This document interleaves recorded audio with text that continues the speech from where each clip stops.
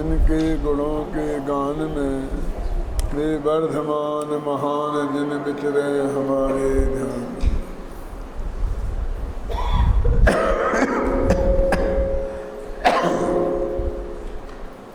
कल की चर्चा अपन आगे आरंभ करें, उसके पहले मैं एक बात, महत्वपूर्ण बात पर आपका ध्यान आकर्षित करना चाहता हूँ।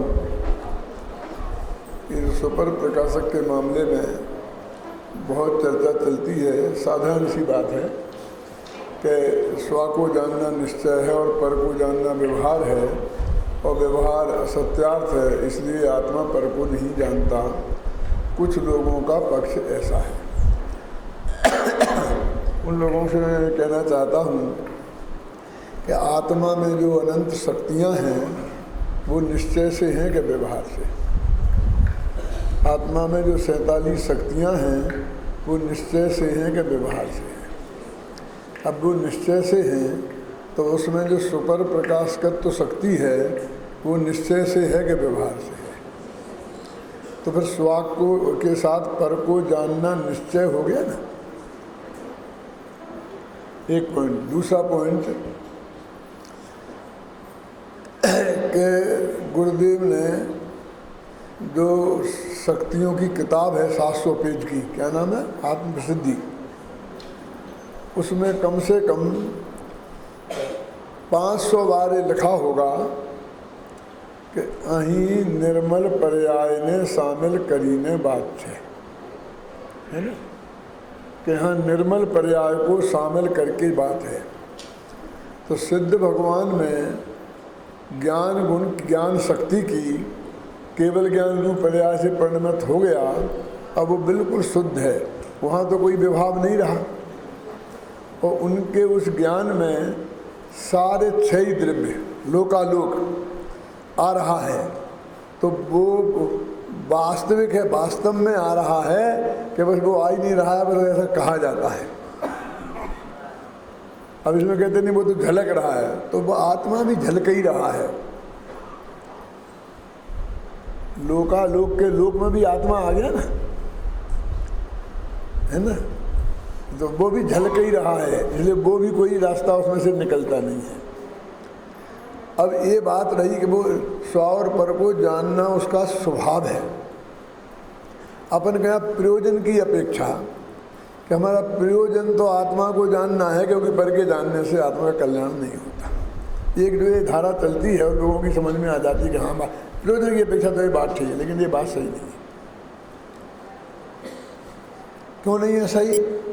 कि वो प्रयोजन की अपेक्षा माने हमें पर के जानने से कल्याण नहीं होता और आत्मा के जानने से कल्याण होता है। ये कहाँ आत्मा के जानने से कल्याण होता है, ये बात सही है, लेकिन पर को नहीं जानने से कल्याण होगा, ये बात कहाँ सही है?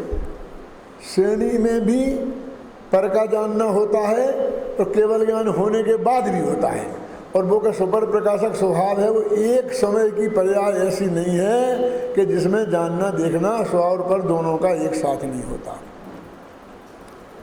अज्ञानी के भी, निगोदिया के भी और सिद्ध के भी और बीच की भी एक समय की वो दशा नहीं है कहीं, है ना।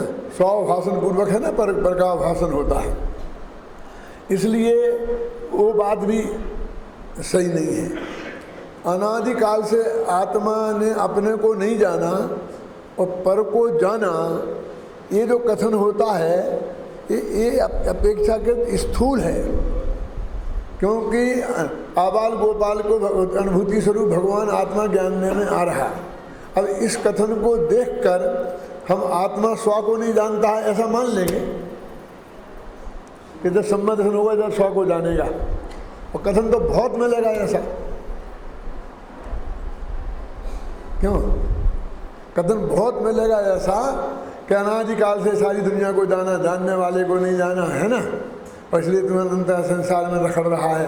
तो ये भी उपदेश की भाषा है, ये तत्व की भाषा नहीं है, ये वस्तु स्वरूप नहीं है, ये वस्तु के स्वरूप का प्रतिपादन नहीं है। अपने को नहीं जाना ये भी वैसा ही है कि जैसे पर को नहीं जानना, हाँ जी, है ना। दोनों उपदेश की भाषा है, इनमें बिल्कुल दम नहीं है, घबराना नहीं, तत्व समझना है ना।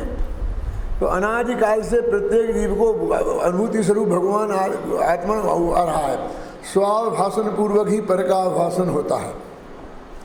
जो स्व को नहीं जान सकता वो पर को नहीं जान सकता, जो जीव को नहीं जानता वो अजीब को नहीं जानता, जो अजीब को नहीं जानता वो जीव अजीब को नहीं जानता, और जीव अजीब को नहीं जानता वो समदृष्टि कैसे हो सकता, मूल गाथा है। अब ये बात है, एक प्रतिपादन होता है कि पर को जानता है कि नहीं, वो पर को जानता है ये बात सच्ची है कि नहीं, तो कहते वो पर को जानता है ना, व्यवहार है ना, तो इसलिए झूठी है, क्योंकि व्यवहार में असत्यार्थ है। वो कहते हैं यहाँ पर असत्यार्थ के अर्थ में नहीं है कथन, यहाँ पर सिर्फ तन्मय होके नहीं जानता है इसलिए व्यवहार लिखा है, पर आता ही व्यवहार हो जाता है इसलिए लिखा है। नहीं जानने के अर्थ में ये बिल्कुल नहीं है। और ये सब बात मैं कह रहा हूँ, इसमें गुरुदेव के पूरे प्रमाण में 500 पेज की किताब में निकाल के छाप सकता हूँ। जिसको जोम हो ना इस बात का, उन तक मेरी ये बात पहुँचा देना कि वो समझते हैं कि गुरुदेव की बात नहीं है और मैं गुरुदेव की बात के विरुद्ध बोल रहा हूँ। दो पार्टी है, एक गुरुदेव और एक मैं। पार्टी दो हैं, एक ज्ञानी और एक अज्ञानी। जिन ज्ञानियों में मैं और गुरुदेव शामिल हूँ, बाकी में तुम लोग शामिल हो। क्या मुझे गुरुदेव के प्रमाण चाहिए ना, मैं निकाल के सब दे सकता हूँ। अब रही ये उपदेश की भाषा कितनी निरर्थक है कि केवल ज्ञान में तो ऐसी सुविधा है ही नहीं कि एक समय में किसी भी पदार्थ को वो आत्मा नहीं जाने। तो वो पूर्ण निर्मल पर्याय है ना, वही तुमको प्रकट करना है ना, तो वो प्रकट करना है भैया। और पर को जोड़ना अपराध है तो सारी जिंदगी अपराध करना पड़ेगा। काय को कोशिश कर रहे हैं मोक्ष में जाने की? संसार में बहुत बढ़िया है, कम से कम बहुत से पर ऐसे हैं जिन्हें आप नहीं जानते हैं, उनसे तो बचे रहे।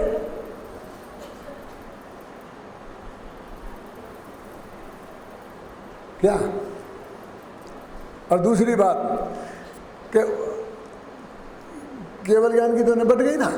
अब क्षयोपम ज्ञान में तो हमारे शास्त्रों में लिखा है, जो प्रमाण दिए हैं गुरुदेव ने, जिस क्रमबद्ध पर्याय की किताब की प्रशंसा की है, उस क्रमबद्ध पर्याय में लिखा है परीक्षा मुख सूत्र के आधार पर कि हर एक समय की प्रत्येक जीव की ज्ञान की क्षयोपम पर्याय में उसका गे क्या बनेगा ये नक्की है। और उस किताब में लिखा है, जिसे गुरुदेव ने पढ़ा था, गुरुदेव ने उसकी प्रशंसा की थी। अब जब वो नक्की ही है तो तुम स्वा को जानो पर को नहीं जानो, इसका क्या मतलब हो गया? और ये बात मैं आज नहीं कह रहा हूँ, कल भी मैंने कही थी जब ये प्रश्न हमारे सामने नहीं था। अब है जी, इसकी आवश्यकता पड़ेगी तो मैं बीतराय विज्ञान में भी छापूंगा, किताब भी छापूंगा, कैसेट भी बनाऊंगा, टीवी पे भी डालूंगा। जितने भी साधन विश्व में प्रचार के होते हैं वो सारे साधनों का मैं उपयोग करूंगा आवश्यकता पड़ने पर। तो वो तो बहुत क्लियर है। तो अब तुम इसको जानो इसको नहीं जानो का उपदेश का क्या अर्थ रह जाता है? वो तो कहते तुम्हें अपने माथे पे इतना भार भी नहीं रखना है कि मुझे इसे जानना इसे नहीं जानना। कल ही कहा था ना कि तुम तो फिर नहीं, तुम्हें कुछ नहीं करना है, तुम्हें कुछ नहीं करना कि हाँ यही धर्म है, इसमें से ही अनुभव निकलता है। इस असली सिद्धांत हो जाएगा तो अगले समय आत्मा तुम्हारे ज्ञान का गेय बन के सम्मादर्शन हो जाएगा। ये सम्मादर्शन की विधि है। मैं ये बात स्पष्ट रूप से इसलिए कहना चाहता हूँ कि किसी को भ्रम ना रहे। और इस बातों में मैं ये मेरे दिल में बहुत पक्का सिद्धांत ये है कि गुरुदेव श्री के तत्व ज्ञान में उनके अनुयायियों में दो मत हैं। ये बात जगत के सामने आने से गुरुदेव की प्रतिष्ठा गिरती है। इसलिए मैं बहुत मर्यादा में रहता हूँ और हर एक से कहता हूँ कि भाई इस तरह की बात शुरू मत करो, इसमें हमारी नहीं गुरुदेव श्री की प्रतिष्ठा जाएगी। कि उनके सामने उनके पास रहने वाले 24 घंटा रहने वाले लोग भी यदि उस बात को सही नहीं मानते हैं तो वो कितनी सख्त होगी। जितनी लड़ाई लड़नी हो अपने लौकिक के जो है ना कि इसने यहाँ झाड़ू लगा दी, यहाँ नहीं लगाने दी, यहाँ टेबल लगा दिया, पंखा यहाँ नहीं लगाया, यहाँ नहीं लगाने दिया, इन पे करो। तत्व ज्ञान को झगड़े का कारण मत बनाओ, मत बनाओ, मत बनाओ। मेरी ये भावना है। और बनाओगे तो हमारे पास कोई दूसरा चारा नहीं है। क्या ये इस बात में बहुत स्पष्ट रूप से ये चेतावनी दे रहा हूँ, और ये बिल्कुल टीवी पे जाएगा, मुझे मालूम है, ये समझे ना। तो मैं सारे जगत को ये कहना चाहता हूँ कि ये इसलिए कहना चाहता हूँ अभय कुमार जी कि लोग इसके प्रति रहें, फिर बाद में मुझे दोष नहीं दें। मैं बिल्कुल पॉजिटिव मूड में हूँ, मैं बिल्कुल नेगेटिव मूड में नहीं हूँ। क्या? लेकिन जब तत्व ज्ञान पर आ बने पड़ेगी और हमारी परम सत्य बात को भी और इस तरह से प्रस्तुत करने की कोशिश की जाएगी, तो भगवान महावीर भी सामने आएंगे, तो मैं उसे बख्शूंगा नहीं। उसमें कोई मतलब नहीं है, वोट मोट का कोई मतलब नहीं है, पक्ष का विपक्ष का, मुझे इसकी कोई की परवाह नहीं है। जितना झगड़े के कारण बनाना है ना, आप लोग का जो वास्तव में जो है, जो हमारे पर्सनल राग द्वेष कारण है ना, तो उन राग द्वेषों को ही कारण बनाओ, बेई मुद्दे बनाओ। क्या कि दीवार यहाँ उठना चाहिए थी कि नहीं उठना चाहिए थी, कि यहाँ बनना चाहिए था कि नहीं बनना चाहिए था, गद्दी वहाँ लगनी चाहिए थी कि यहाँ लगनी चाहिए थी, इनको बनाओ झगड़ा का कारण। लड़ने के लिए कसाई वाले के लिए बहुत रास्ते हैं।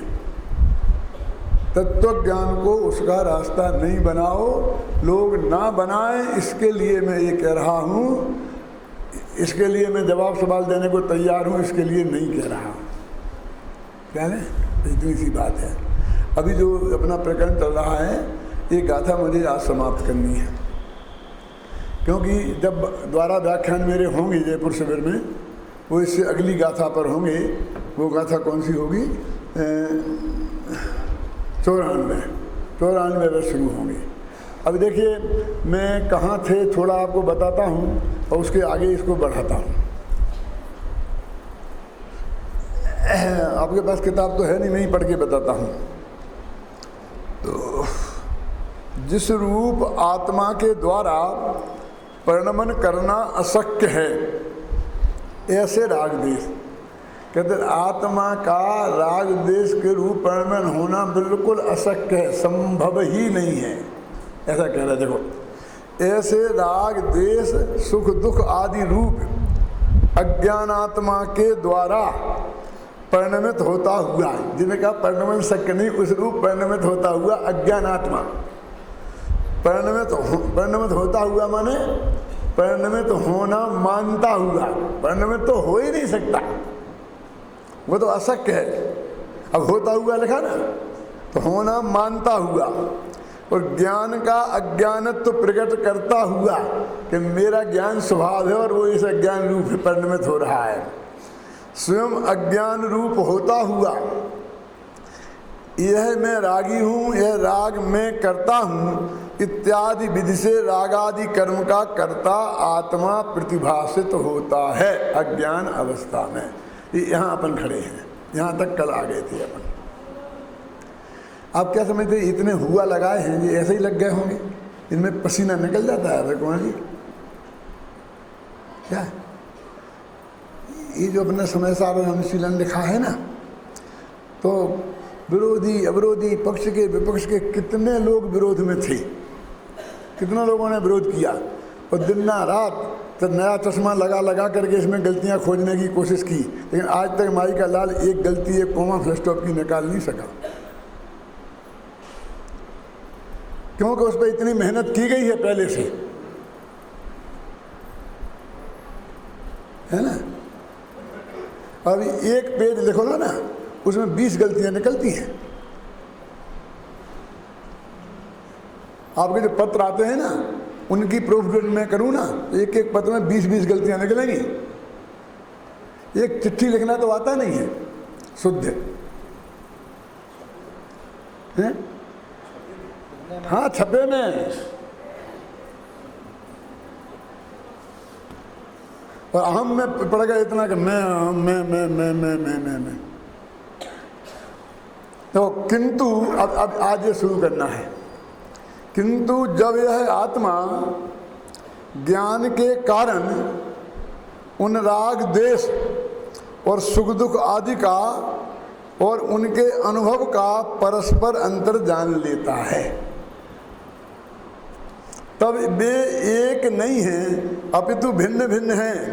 ऐसे विवेक के कारण, भेद विज्ञान के कारण शीत उष्ण की भांति जिनके रूप में आत्मा के द्वारा परिणमन अशक्य है, ऐसे राग देश एवं सुख दुखादि रूप से अज्ञान आत्मा के द्वारा किंचित मात्र भी परिणमित न होता हुआ, देखो ज्ञान का ज्ञानत्व प्रकट करता हुआ, स्वयं ज्ञान रूप होता हुआ, यह मैं रागादि को जानता ही हूँ, राग को पुद्गल करता है इत्यादि विधि से ज्ञान के से समस्त रागादि कर्म का अकर्ता प्रतिभाषित होता है।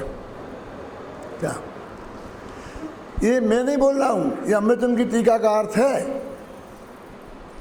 और मैंने कल चैलेंज किया था कि ये जो मैंने अर्थ लिखा है और आत्मख्याति को सामने रखकर कोई बताए कि इसमें कहाँ गलती है, और जितनी भी लिखी गई हैं उनके अर्थ को पढ़ने से तुम्हारी समझ में अर्थ आता है कि इसे पढ़ने में आता है, इसका भी मिलान कर ली तो उसे पता चल जाएगा कि ये टीका क्यों लिखी है। देखना तो किसी को है नहीं, देखने की तो फुर्सत किसी को है नहीं। देखने वाले, पढ़ने वाले ने तो आज तक विरोध किया नहीं। जिसे ना पढ़ रहा है ना जिसे पढ़ना है, बस वो विरोध करते हैं। देखो अब ये मैं लिख रहा हूँ, अब ये तो अमृतचंद का खत्म हुआ, अब मेरा उक्त संपूर्ण कथन में एक ही बात स्पष्ट की गई है कि जिस प्रकार पुद्गल कोई शीतोष्ण अवस्था पुद्गल का परिणाम है, पुद्गल का ही कर्म है, कार्य है, पुद्गल ही उसका करता है, और उसे जानने वाले जानने वाला ज्ञान आत्मा का कर्म है, आत्मा का कार्य है, आत्मा ही उस ज्ञान रूप कर्म का करता है। ये तो हुआ उदाहरण,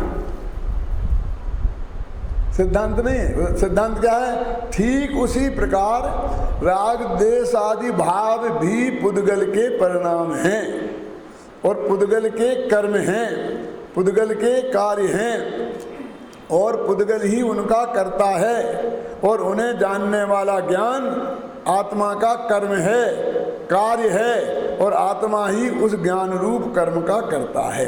अभी तक कहते आ रहे थे राग का करता है, कह रहे थे, कितनी मजबूती से सिद्ध कर रहे थे, और अब एकदम इनकार कर दिया, एकदम पलट गए। अब देखिए मैं गुरुदेव का पेश करता हूँ आपके सामने। अभी तो मुझे ये पढ़ना है, बाकी है, लेकिन मैं गुरुदेव का, फिर जयचंद छाबड़ा का भी है इसमें, पहले गुरुदेव का सुनाता हूँ।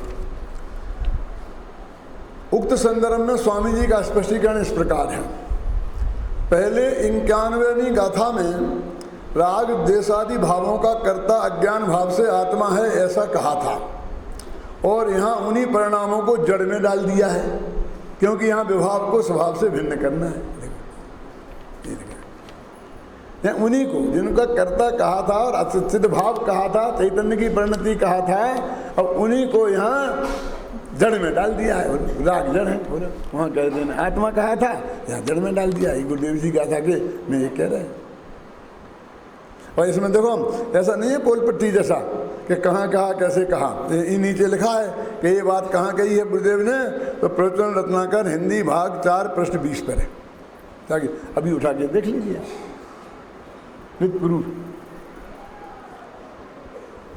पूरा गुरुदेव ने क्या कहा है वो भी पढ़ूंगा, पहले तो मैं अभी जहाँ पर ऊपर पढ़ रहे हैं ना वहाँ से आगे बढ़ता हूँ, है ना। यानी गुरुदेव ये कह रहे, अभी तक ये कह रहे थे बिल्कुल मजबूती से, और वहाँ पर जब सिद्ध किया तो कितनी दृढ़ता से किया था। यही तो मैं आपसे कहता हूँ, और हमको तो डर लगता है कि वो करता कैसे शुद्ध हो जाएगा। अभी आप अपन को अकर्ता का मालूम है, तो पहले से इसको ठोकने लगते हैं। अरे पहले उसे स्थापित तो करो। गुरुदेव ने किया उसे स्थापित, क्योंकि वहां इस बात को कह देंगे तो वो बात कमजोर रह जाएगी। वो नींव है और उस पर राजमहल बनना है। ये उसको काट नहीं रहे हैं, ये तो उसको वो उस नए का कथन था और ये उसके दूसरे नए का कथन बता रहे हैं। हम समझ रहे हैं उसी बात को काट रहे हैं क्या? ख्याल नहीं ना?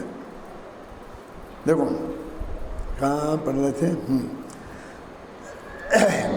इस प्रकार का भेद ज्ञान जब तक प्रकट नहीं होता तब तक यह आत्मा अज्ञानी रहता है और उन्हें जानने वाले ज्ञान के समान किन अज्ञानियों को उन राग देश आदि भावों का कर्ता कहा जाता है। उनका ज्ञान का कर्ता कहा जाता है और राग देश का भी कर्ता जब तक अज्ञानी रहता है तब तक। किंतु जब उपयुक्त भेद विज्ञान हो जाता है तब वह ज्ञानी आत्मा स्वयं को राग देश आदि भावों का कर्ता नहीं मानता, अपितु उन्हें जानने रूप भाव के रूप में परिणमित होता हुआ उन रागादि भावों का अकर्ता ही रहता है। कर्ता किसका रहा? उस ज्ञान का। किस ज्ञान का? बोलो। हाँ उसको, इसको नहीं। मैंने आपको सुनाई थी 75वीं गाथा और 19वीं गाथा, फिर सुनाऊँ एक दफे। कम मेनो कम मम्मी अयमेद महे कम च कम मेनो कम जाये सा खलु बुद्धि अपटि बुद्धो हवधि तावे। ये अज्ञानी की परिभाषा। ज्ञानी की कम्मस्य परिणामम नो कम्मस्य तहत परिणामम नो करेदि एव मादा जो जानति सो हवधीनानि। कर्म के परिणाम को और नो कर्म के परिणाम को जो आत्मा करता नहीं है मात्र जानता है किन्हें? उन्हें, वो ज्ञानी है। ज्ञानी की परिभाषा में दिया। तो पर को जानने वाला ज्ञानी है वसंत भाई। ये नहीं लिखा कि आत्मा को जानने वाला ज्ञानी है। मूल गाथा है 75वीं। गुरुदेव का पढ़ लो, जिसका पढ़ना हो पढ़ लो, अमृतन से लेकर के आज तक। हम तो पर के जानने वाले को, पर को जानता है मानने वाले को अज्ञानी घोषित करते हैं।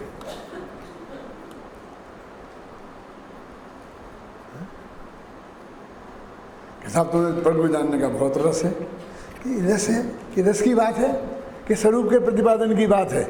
हम ये कब कहते हैं पर को जानने जाओ, पर को जानने को जाओ?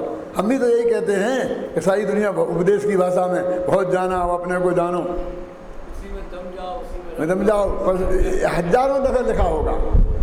मेरे पास पूना से एक फ़ोन आया और वहाँ पर श्वेतांबर बाइयाँ थी, बहुत 10-20 सब बैठी थी और उन्होंने ये कहा कि हम आपका समय सार का सार पढ़ रहे हैं और हमको बहुत अच्छा लगा, हमें किताबें चाहिए, वहाँ से भिजवा नहीं करें, हम पूना बुलाएंगे तो आप आएंगे कि नहीं आएंगे?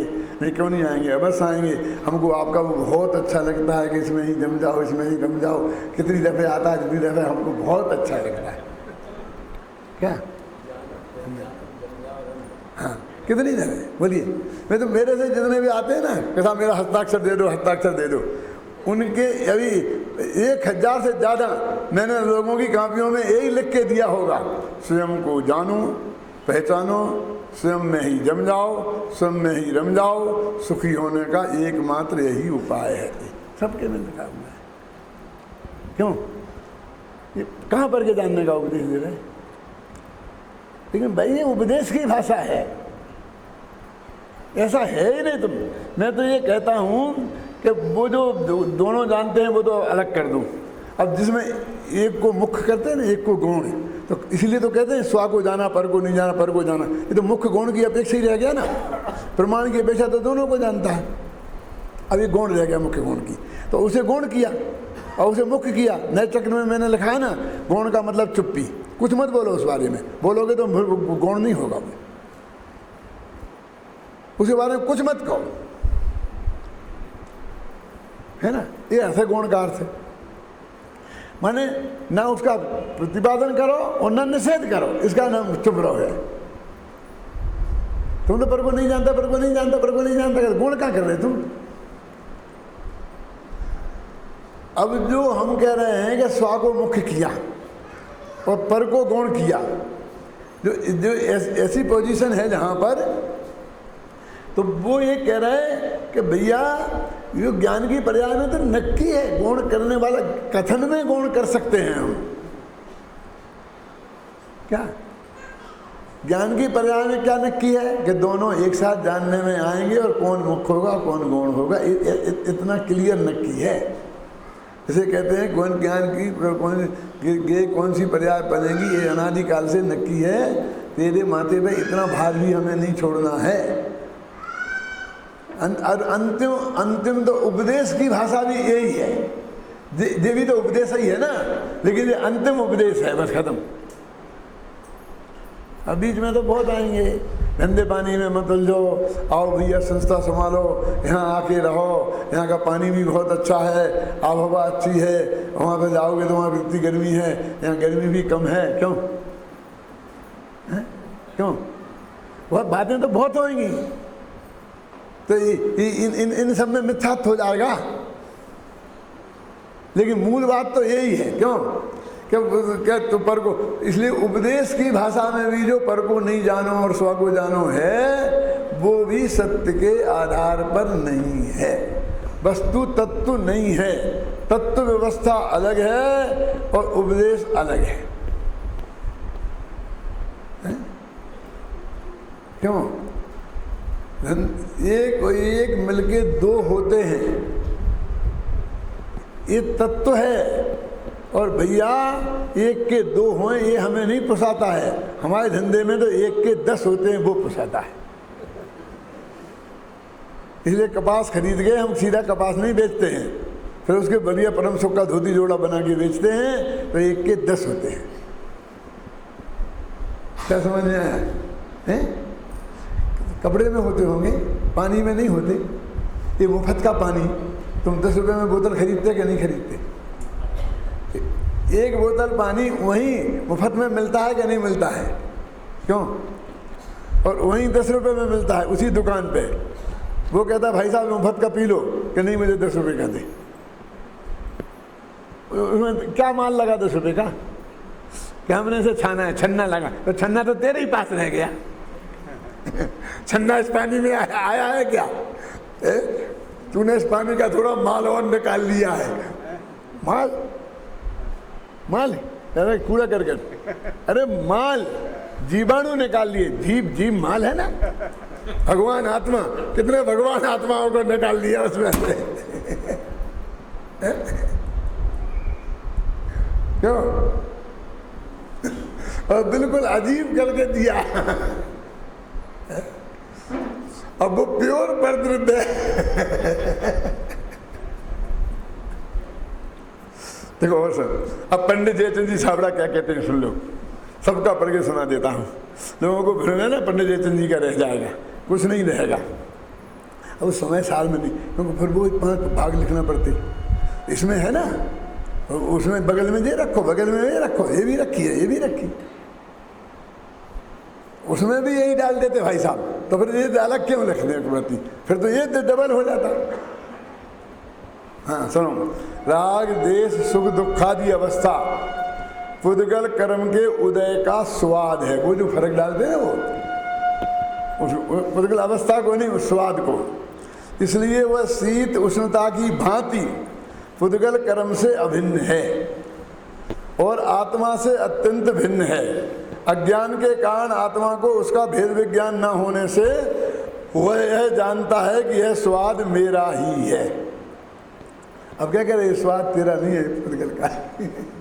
अपन तो अगर ज्ञान में धरका तो ज्ञान का ही है। तो क्योंकि ज्ञान की स्वच्छता के कारण राग देश आदि का स्वाद शीत उष्णता की भांति ज्ञान में प्रतिबिंबित होने पर मानो ज्ञान ही राग देश हो गया हो, इस प्रकार अज्ञानी को भाषित होता है। इसलिए वह मानता है कि मैं रागी हूँ, देशी हूँ, क्रोधी हूँ, मेहमानी हूँ इत्यादि। जब यह आत्मा राग देश दुखादि अवस्था को ज्ञान से भिन्न जानता है, अर्थात जिस प्रकार शीत उष्णता पुद्गल अवस्था है, उसी प्रकार राग देश आदि भी पुद्गल की अवस्था है, ऐसा भेद ज्ञान होता है, तब अपने को ज्ञाता जानता है और रागादि रूप पुद्गल को जानता है। ऐसा होने पर रागादि का कर्ता आत्मा नहीं होता, ज्ञाता ही रहता है। ये जयचंद जी छाबड़ा का हुआ। अब सुनो, यहाँ जो राग देश एवं सुख दुख आदि को पुद्गल कहा, ये मेरा है, उसमें व्यवहार नय के विकल्प भी आ जाते हैं। राग देश में व्यवहार नय संबंधी विकल्प भी आ जाते हैं। सभी प्रकार के शुभाशुभ भाव आ जाते हैं। उक्त संदर्भ में स्वामी जी का स्पष्टीकरण इस प्रकार, अब स्वामी जी का पढ़ता हूँ, सुनना। पहले मैं ये सब पढ़ा कर जाता हूँ, जब लिखा था तब लिखा था, उसके पहले भी पढ़ता हूँ। एक किताबें मैंने घर पे भी 3 रख छोड़ी हैं, यहाँ के घर में और यहाँ भी। तो कल रात को भी पढ़ता हूँ, सुबह भी पढ़ता हूँ, पढ़ के आता हूँ यहाँ। तो मैं ऐसा मुँह करके बोलता रहता हूँ तो आपको शक होता है कि अपनी तरफ से बोल रहे, इसलिए मैं आपको पढ़ के सुना रहा हूँ। ख्याल में ना, कोई फर्क नहीं है। पहले 91वीं गाथा में राग देश आदि भावों का कर्ता अज्ञान भाव से आत्मा है, ऐसा कहा था। और यहाँ उन्हीं परिणामों को जड़ में डाल दिया है, क्योंकि यहाँ विभाव को स्वभाव से भिन्न करना है। रागादि भाव, वहाँ क्या कहा था कि रागादि ये भी जीव के विभाव स्वभाव के कारण है। देखो, विभाव को भी स्वभाव कहा था ना, और वैभाविक भी एक शक्ति है, ये याद किया था।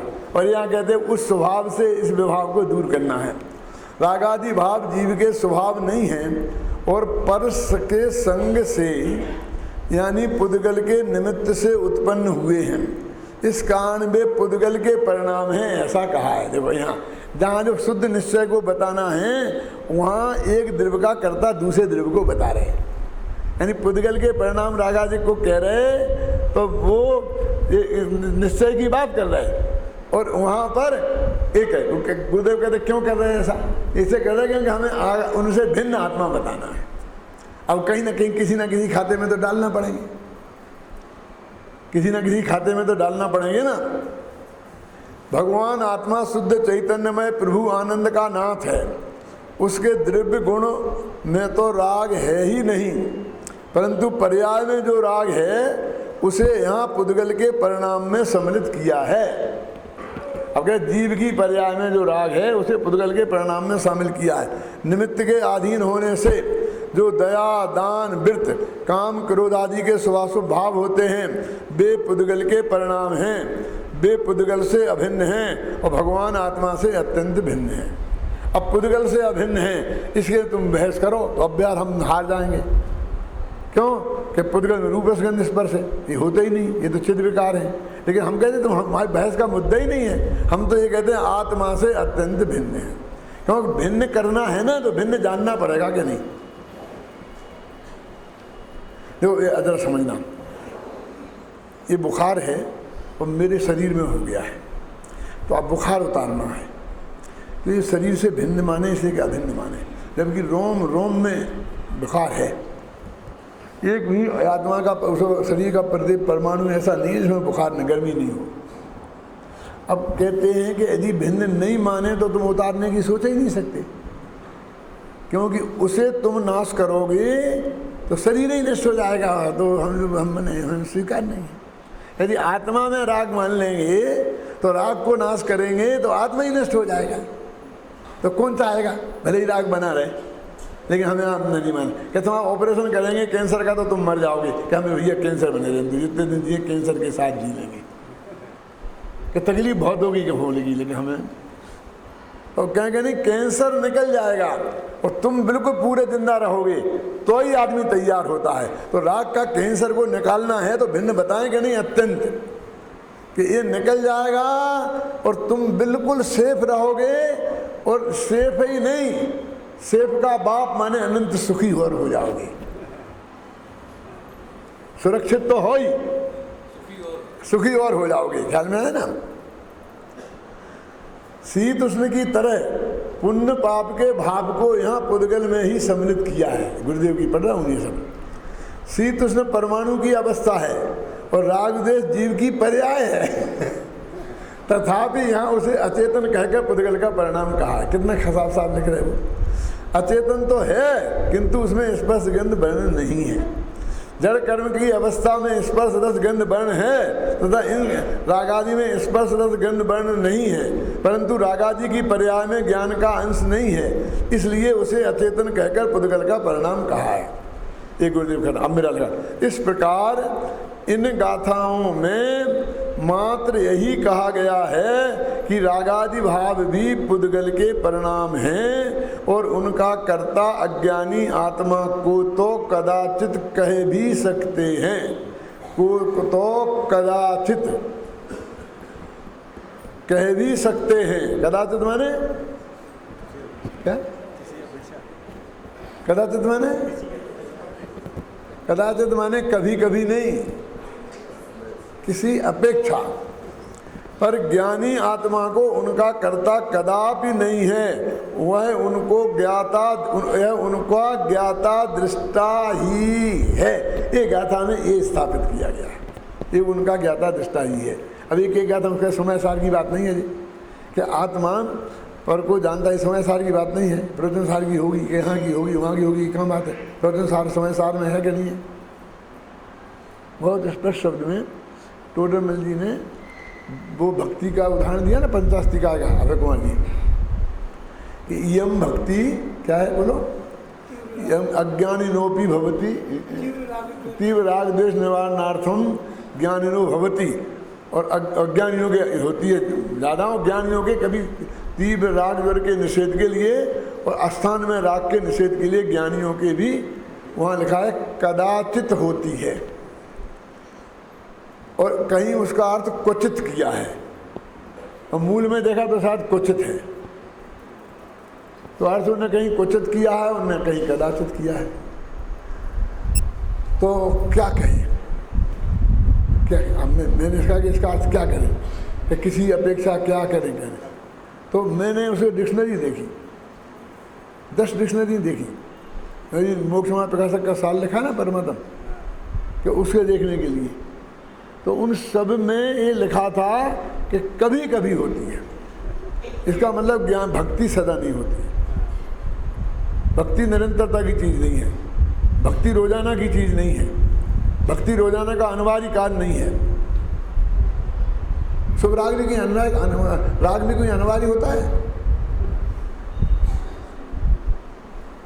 ज्ञानियों के कदाचित होती है, और उसे मैंने सब डिक्शनरियों में देख के निकाला, और उसमें लिखा है, पढ़ना है, दोनों भाग यहाँ रखे हैं और सबको फ्री में दिए जा रहे हैं। जिनको नहीं मिले हों वो ले लेना। वो ये मैंने दिया तो निकाल के दिया डिक्शनरियों में देख देख करके, कि वो रोजाना की चीज़ नहीं है। ये सिद्ध किया है मैंने ऊपर से नीचे तक सब। पूजा रोजाना की जरूरत नहीं है, मंदिर में भगवान के लिए होगी कि मंदिर की व्यवस्था होनी चाहिए, लेकिन मेरी 2 दिन छूट गई तो ये कोई जरूरी नहीं है। कभी कभी, हाँ कभी कभी माने रेयर, कभी कभी माने ऐसा नहीं कि 10 दिन में 1 आध दिन छूट गई तो चले, 10 दिन में 9 दिन छूट गई तो चले, 1 आध दिन हो जाए तो चले। हम वो उधर की बात बताई थी, वो भी है। अपन किसी अपेक्षा ही लगाते थे ना हमेशा, तो फिर लेकिन वहाँ ऐसा लिखा था, तो मैंने सब निकाल के देखा तो वो ले लिखा। यानी कभी कभी माने रेयर, रेयर मतलब समझिए अंग्रेजी में क्या होता है? हाँ, बहुत कम। बनारसी दास के सामने भी ये प्रश्न होगा। तो बनारसी दास ने एक छंद लिखा है भक्ति के बारे में, जिसे मैंने टोडरमल स्मारक भवन के मंदिर में आज से 40 वर्ष पहले लिखाया था, जो आज भी लिखा है। किधर है हरि कुमार जी मालूम? अपन दर्शन करने खड़े होंगे तो दर्शन करने खड़े हो इस हाथ पे, दाएं हाथ बाएं हाथ पे ऊपर लिखा है। क्या लिखा है उसमें? नाटक समय साहब तो ही निकाल के बता दूंगा कि मेरे हृदय में हे भगवान तुम्हारी भक्ति सदा बसती है, 24 घंटा बसती है। तो कहते 24 घंटा लिख रहे जी, तुम कदाचित कह रहे, और उसको भी प्रूफ दे रहे, और इसका भी प्रूफ दे रहे कि डबल कैसी, कि तुम्हारी पॉलिसी क्या है? तो उसको पूरा तो पढ़ो, ये तो अंतिम पंक्ति है।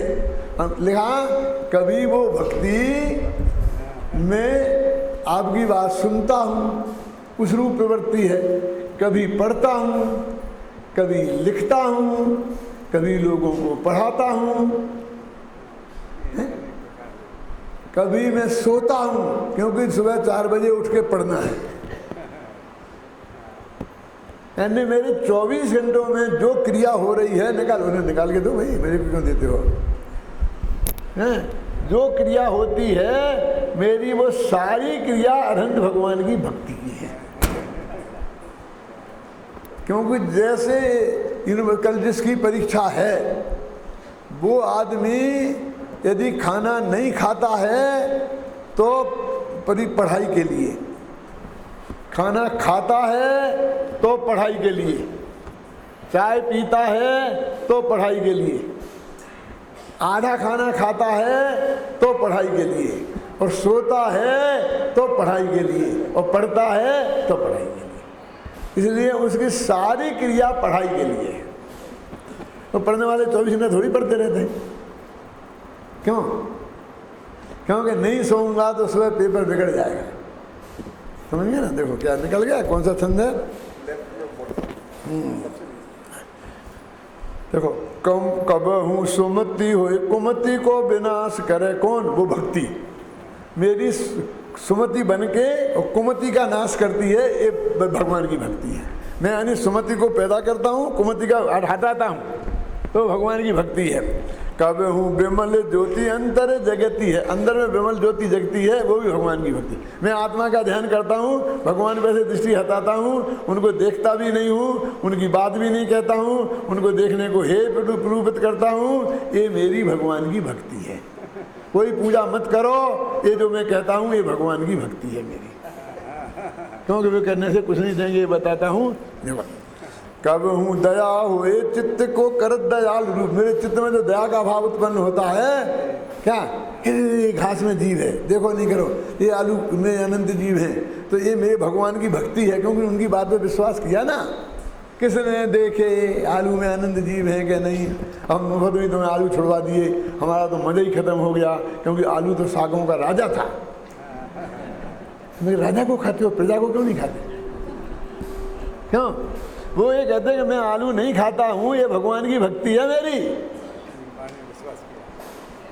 तुम तो समझते हो इस माली की इस थाली का मान इस थाली में जाएगा तब भगवान की भक्ति होगी। हैं? देखो 40 साल पहले लगवाया था मैंने ये, और मैंने किसी को मिटाने नहीं दिया आज तक। लोग वो कहे हम मरम्मत कराएंगे, वो अजित कहता मेरी तरफ से पूरी मरम्मत कराऊंगा। मैंने कहा पीयूष, ये सब पहले लिखे, नक्शा बना के इस दीवार पे क्या क्या लिखा है। मैंने बहुत माथा मारा था, और फिर वो तू ये फाइल में रख कर मुझे बता, तब इसको तू मिटा सकता है। फिर वहीं की वहीं लिखानी पड़ेगी। क्या श्रीमद का वो मैंने सामने लिखा रखा था, मैं ऑफिस में बैठता था ना हमेशा, तो उसके सामने लिखवाया था, कुछ और रहो उन साधन से यम नियम संयम आपकी, लिखा है कि नहीं लिखा? ऐसे मैं पढ़ते पढ़ते ऐसी आँख करूँ तो वो दिखता था। चुन के लगा, ऐसा नहीं, वो चीज़ नहीं चुनी बल्कि जगह चुनी। क्या? और मुझे आज पता है, यदि मैं ऐसे गर्दन करूं तो वो दिखेगा, ऐसी गर्दन करूं तो भेष में ज्ञान नहीं, शब्द में ज्ञान नहीं। मैंने ये छंद लिखा मेरा, अभी जाके देख लेना तुम। मैं तो जा रहा हूँ विदेश, और तुम जाओगे जयपुर, देख लेना जा करके। वहाँ से हटा दें, ऐसा नहीं चल सकता। यहाँ वो लिखा था, कहाँ गया वो, क्या लिखा था? जाओ, क्या सुनो। कब हूँ सुलाल साहुए लोचन लगती है, और कभी भगवान तुम्हारे ऐसे आँख फाड़ के तुम्हारी मूर्ति को देखता हूँ, ये भी मेरी तुम्हारी भक्ति है। सुलाल सा हुए के लोचन लगती है। कब हूँ आरती हुए के प्रभु के सन्मुख आवे, हाँ। कब हूँ शुभारती हुए के बाहर भगती है, कभी मैं प्रवचन करता हूँ, ये भगवान की भक्ति है। शुभारती होकर और बाहर भगती है। देखो बाहर बोल रहा है ना मैं, अरे मुझे ये बनारसी दास की में प्रेम नहीं होता, इसमें प्रेम नहीं होता, अनंत भगवान की वाणी में क्यों? हाँ जी स्वामी कि तुम भगत हो कि नहीं हो? अरे नहीं होता तो उनके कोटेशन निकाल के आपको काय को बताता, ये वैसे ही थोड़ी निकल आए कन्नू भाई हैं। धरे दशा जैसी तब करे रीति तैसी, ऐसी हृदय हमारे भगवंत की भक्ति है। क्या? क्यों? हमें यहाँ से अभी जाएंगे और नीचे को आँख करके और देखते देखते जाएंगे, तो वो हम भगवान की भक्ति है। क्योंकि भगवान ने कहा कि 4 हाथ जमीन देख के चलो, कोई जीव मर ना जाए। तो वो तो जीव दया हुई ना, भक्ति कहाँ हुई? अरे यहाँ जीव नहीं मरना चाहिए तो भगवान ने कहा था, और कितने कितने जीव होते हैं नीचे, अब उसकी आज्ञा का हम पालन कर रहे हैं, और कैसे कहते नहीं हुई? अब 24 घंटा भक्ति होती है, और कहते कदाचित होती है, कभी कभी रेयर केसेज में। मैंने लिखा है सब ये, आप लोग कितना समझ पाएंगे उसे उस भाषा में, क्योंकि कितनी लिखो, लिखने में उतना नहीं आता जो बोलने में आता है, जो सोचने में आता। और जब मेरे सुन लोगे और फिर पढ़ोगे तो सब समझ में आएगा। इस प्रकार इन गाथाओं में मात्र यही कहा गया है कि रागादि भाव भी पुद्गल के परिणाम हैं, और उनका कर्ता अज्ञानी आत्मा को कदाचित कह भी सकते हैं, पर ज्ञानी आत्मा तो सदा उनका कर्ता कदापि नहीं है, वह तो उनका ज्ञाता दृष्टा ही है। एक अमेरिका में एक डॉक्टर हैं, उनका नाम है S.C. साहब, क्या नाम वो है ना वो पद्मा साहब, वो है ना, उन्होंने 2100 समय सार, वो 2100 छड़ला का सार अमेरिका में बुलवाए और वहाँ घर घर पहुँचाए। 2100 क्या होते हैं, 5-5 किलो में जाते थे, 5 किलो का एक पैकेट, 700 पैकेट। और अमेरिका में कोई जगह मजदूर नहीं मिलता है, तो घर में जहाँ रखे और वहाँ से रख कर जहाँ बांटना ले जाना है जैना के सम्मेलन में, आपने अपनी आँखों से देखा। वहाँ पर 10 इंजीनियर और डॉक्टर अपनी कारें ले लेके जा करके उसमें 5-5, 6-7 बंडल रख कर ला रहे, ढेर लगाया, सब ले जाओ, सबको बांटे। और वो उसने कम से कम 10 दफ़े समय सार पढ़ा, ठीक है, ऐसा नहीं। और वो क्या कहता है, दादा मैं कैसे पढ़ता हूँ, कि मैं सबसे पहले इस प्रकार इन गाथाओं में पढ़ता हूँ। क्या? सबसे पहले मैं एक गाथाएं पढ़ता हूँ, महावीर साहब, आप कंफर्म करना, पूछना, मिलेगा अपन को अभी शिकागो में मिलेगा क्या? क्या पहले मैं इस प्रकार पढ़ता हूँ, तब तो मेरी समझ में फिर पूरी गाथा आती है। हाँ, निष्कर्ष के रूप में जो कहा गया है वो सबसे पहले मैं पढ़ता हूँ। पहले मैं बहुत कोशिश करता था और मेरा माथा घबराता था, मेरी समझ में नहीं आता था, समझे ना। अब मैं ये पहले आपका निष्कर्ष पढ़ता हूँ, फिर पूरा गाथा पढ़ता हूँ और फिर निष्कर्ष पढ़ता हूँ, मेरे सब साफ हो जाता, निकल जाता। पूरी बांटी नहीं है हिंदुस्तानियों जैसी कि दूसरों को बांट दी हूँ, क्या खुद स्वाध्याय करता है। अब दूसरी के लोगों ने मेरे से यही कहा कि साहब कोई पढ़ेगा नहीं, जहाँ जहाँ पढ़ी फिरेंगी। मैंने कहा हिंदुस्तान नहीं है, तुम चिंता मत करो। मैं लोगों के घरों में गया, सबसे ऊंची जगह पर मेरा समय सार रखा था, सुरक्षित जगह पर, और वहाँ पर कई फोटो वोटो लगे थे, मूर्तियाँ रखी थी, और रोजाना उनको वो पूजा भक्ति करते थे, नमस्कार करते थे 8 घंटा उसके सामने बैठकर। ये देखा है मैंने ऐसे ऐसे गांव में। अभी आप जहाँ गए नहीं होंगे, एक शिकागो के पास है ना, एक वो गुलाबचंद जहाँ पर है, उनमें उस गांव में मैं पहली दफ़ा गया था, लेकिन हर घर में समय सार ऊंचे स्थान पर रखा मैंने देखा। कितने सम्मान के साथ रखा, कितने आदर के साथ रखा। तुम गिफ्ट देते हो ना किसी को, क्यों? मैंने तो 10 जोड़े चप्पली ले आया था, सबको दे दी। ये कहाँ रखी जाएगी? रोजाना पैरों की ठोकर मारी जाएगी मुझे, क्यों? मैंने तो बहुत बढ़िया बम्बई से आमों की पेटी लाया था, कौन से आम? रत्नागिरी के, सबको दे दी। क्या हुआ होगा उसका? क्यों? 1 घंटे में क्या हुआ होगा, फिर 4 घंटे में क्या हुआ होगा, फिर 8 घंटे में क्या हुआ होगा, नाम नहीं ले सकता मैं। उसकी क्या दुर्दशा हुई होगी, कितना सम्मान हुआ होगा तुम्हारी रत्नागिरी की पेटी का, क्यों? और मेरे मोक्ष मार्ग प्रकाशक का सार सबको दिया जा रहा है। ये बहुत उच्च स्थान पर रखा जाएगा, पढ़ा जाएगा मर्यादा से। यदि कोई अपने घर में नहीं रखेगा तो इसलिए नहीं रखेगा कि इसकी विनय भंग होती है। रखेगा तो सम्मान के लिए रखेगा, और नहीं रखेगा तो सम्मान के लिए नहीं रखेगा। लेकिन सम्मान में अंतर नहीं आएगा, हम देना भी नहीं चाहते, जानते हैं। कि क्या देना किसी को, क्या नहीं देना किसी को, समझे ना। मेरे तो बेटियों की शादी हुई ना, तो मैंने एक अलमारी और उसमें पूरे शास्त्र भर कर दिए। बोले साहब अभी हम कहाँ ले जाएंगे लाएंगे। मैंने कहा जी और सब जहाँ सामान जहाँ ले जाओगे ना उसे ले जाना, ये पहले रखा जाएगा और बाद में और। क्यों? बोले बारातियों को हमारे यहाँ ये नहीं चलेगा। मैंने कहा देखो और क्या क्या चलेगा वो बता दो, वो सब मिलेगा लेकिन ये साथ में ले जाना पड़ेंगे। अब ये बेटी बोली कि दादा वो तो ललितपुर में ही रह गए, वो आपकी बेटी। मैं कहा बम्बई में ले लेती, एक आगरा में रहेगी तो दूसरी बम्बई में। सास भरी पेटी ना अलवारी ले लेंगे, लेकिन ये रखना पड़ेगी घर में, ये नहीं चल सकता, ये गड़बड़ नहीं चल सकती है।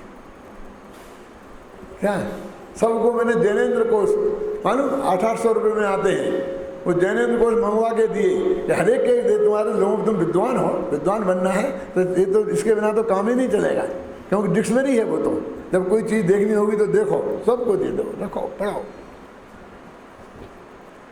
घर में एक इतनी अलमारी होना। परमात्मा ने मकान बनवाया तो बोलो बेटा कहाँ शास्त्र कहाँ रखे जाएंगे बताओ पहले। क्या शास्त्र की बताओ कहाँ रखे जाएंगे, कैसे रखे जाएंगे, कैसे पढ़े जाएंगे।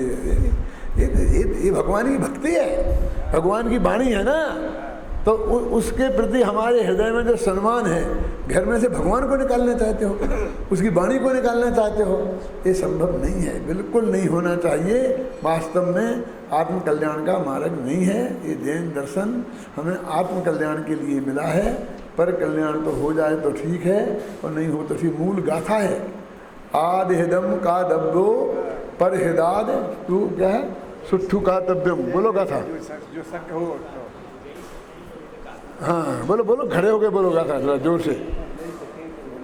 ये आगम की गाथा है। आत्महित करना चाहिए, यदि संभव हो तो परहित करना चाहिए, लेकिन परहित से आत्महित सर्वश्रेष्ठ है, ऐसा मूल आचार्य की गाथा है। इस भाई को याद है, मैंने अर्थ बता दिया।